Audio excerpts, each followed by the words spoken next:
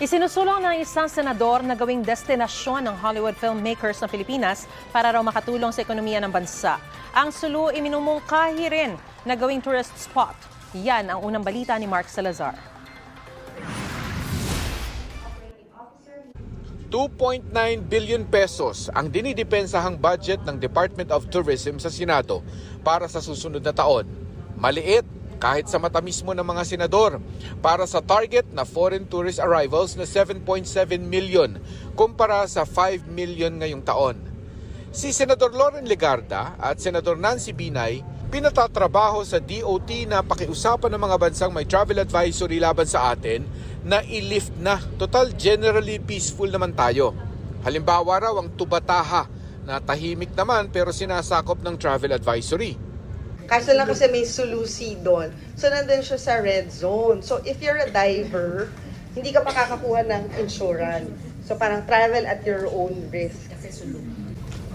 Since I share the DFA budget, I could also help you, and you can go straight secretary to secretary. But we could also give us a memo on these are the countries still with advisories, and what are the problems, and what are the misconceptions, and what's the way forward. Ang pitch nga ni Senador Robin Padilla, kahit Sulu pwedeng ibenta ng DOT bilang tourist spot. Nakita niyo po kung gaano kaganda yung dagat.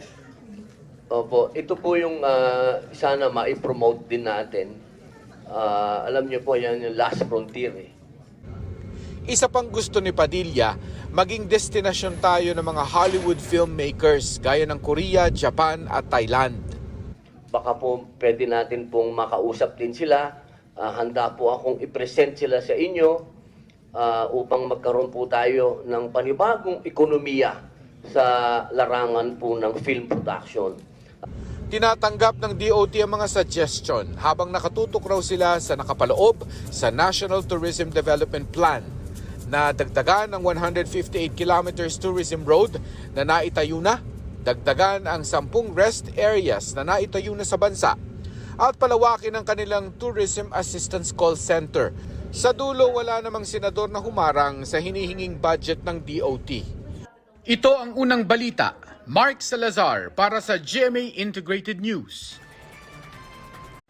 Mga kapuso, para una ka sa mga balita, mag-subscribe sa GMA Integrated News sa YouTube. Sa mga kapuso abroad, subaybayan niyo po kami sa GMA Pinoy TV at sa www.gmanews.tv.